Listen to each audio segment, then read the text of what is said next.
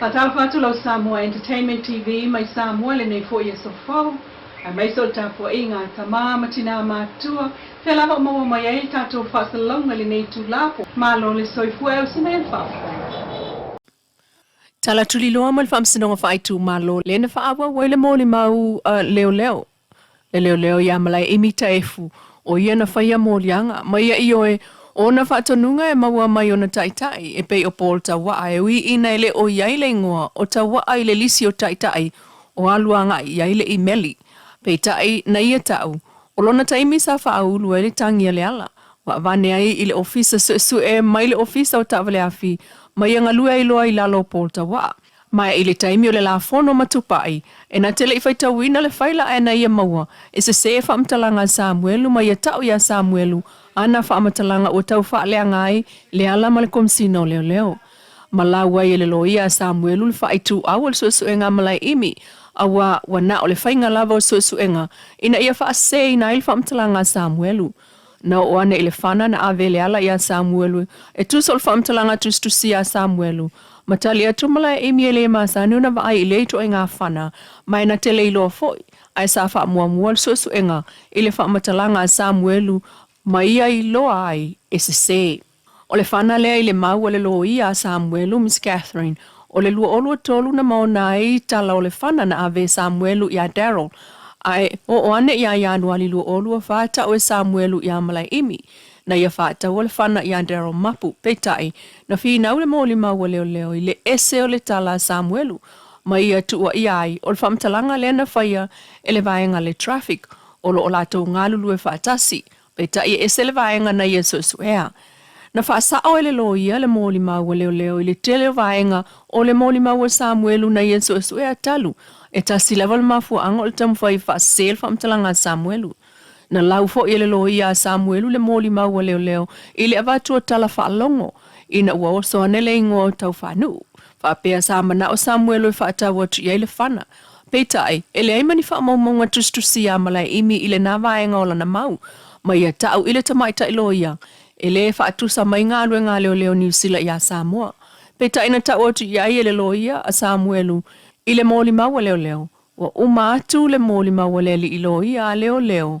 Mai a whaamau ni a ile ta iala o le whaatinonga o ngā ruenga leo i Samoa. E tau ona iaila na api ma le pepa o ngā ruenga. Ai whinau malai imi ele se tala e sili atu na ilo tala whaamawina wa watu.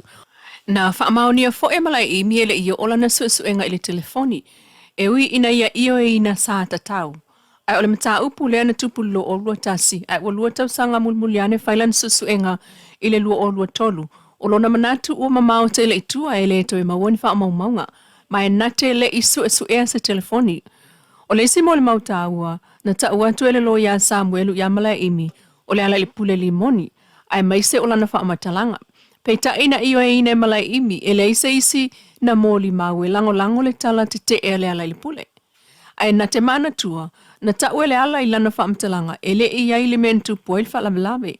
Ai ol whaamtalanga ale ala, ua tau valea ia i whaamtalanga Samuelu. Sa tau atua ile tangata na alu atu ilona whale, ma le whea utustusia ili telefoni. Peita ai, ele ia ofo il suesuenga malai imi ili telefoni. Talue manatu malai imi, ele ise me fasilia i fua ia le ala i nāmea, awa o le ala e ana le whaasea, ai o lana suesuenga sa nga i il whaamtalanga Samuelu. Ele i fua ise me sa ili i fua le telefonia le ala, wana whaiane, ele o ia se avata vale, maalua i loa ia suesue le tala Samuelu i lunga o le video.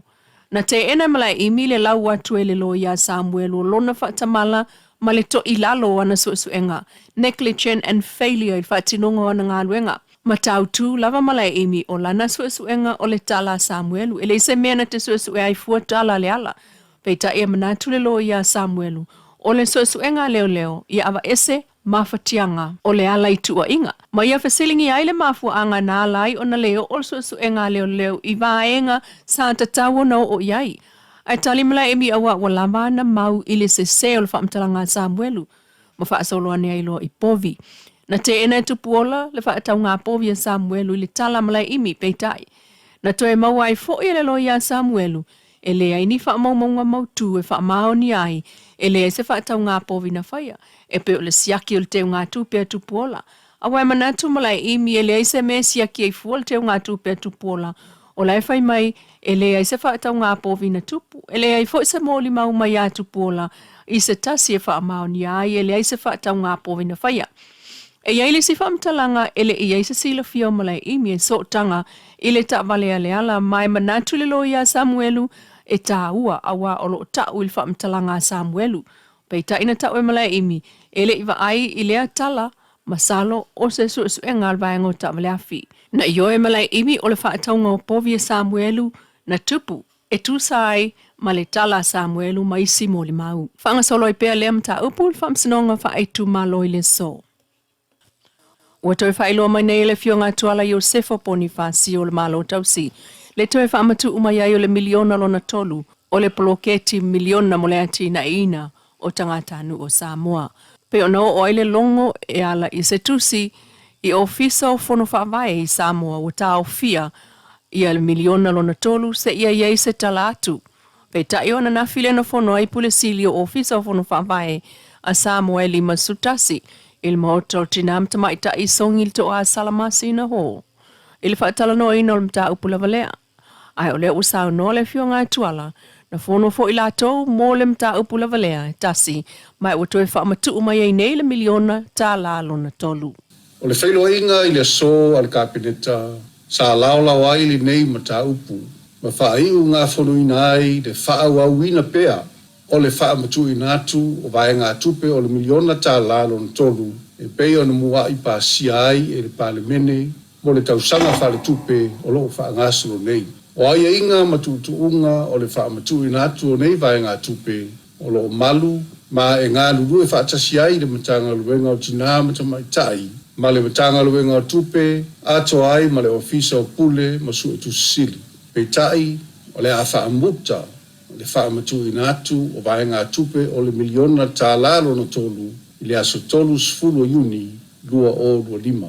O lono winga e tau o tele mo fono whaavai uma ai tūmalo o na tau napa i le whaamulia ina o aia inga uma ma tūtuunga o le whaamatu ina atu o nei vai ngā tupe e pei o na sawai i le miliona tā la mua ma le lua. E fionga tuala Iosefo Ponifasio o le whaipule o le tūmalo nganga e maungatasi. Inisio tala, e muli ai au mai alo i alpolo ingala na fionga i le amo malu le malo tutu tasi o Samoa. Tui maleli whano wa ale to so alo vi le luana nafi, le aso se fulu o Juni, i le aso e whai ai le palo talo ia. Ai ua uma o na so o Samoa i tue fio le lolangi i le ulua i whaalau i loa. A ofisa whaasalalau ma le au whai Facebook, i le aso ua atofa mai le ofisa o palota. E whai ai le palota tele a Samoa le aso lua i vo au kusolua o lua lima. Pei tai walo ia mai ei nei le polo inga, a le fionga i le ama malu le malo. E tu sai mai ia inga mta upu ono whaal whaavail malo tutu tasi Samoa. Whapea ia inga le whai upulima lua le tulafono whai ngā palota lua o te siva. Ua whaatonu ina i nei le official komisio whai ngā palota. Ina ia whai el whaasirisilanga le whaasalalau le whai ngā palota awao. E tu sai mai ia inga le whai upulima lua pui pui lua. Ma le whai upulima lua pui pui tolu le tulafono whai ngā palota lua o te siva. Ma whaatonu ai le fionga i le ao le malo. Le asa whareile lua iwa o kusa lua o lua lima mo le whai ngā palota awao. Ua ve ai le aso lulu o le aso. Aso sultasi o Juni e alo i ai le whaalau i loa le ofisa palota o i lalo. E au fiai pe o le whaatino ai o le palota mua i le aso lulu lua fito au kuso.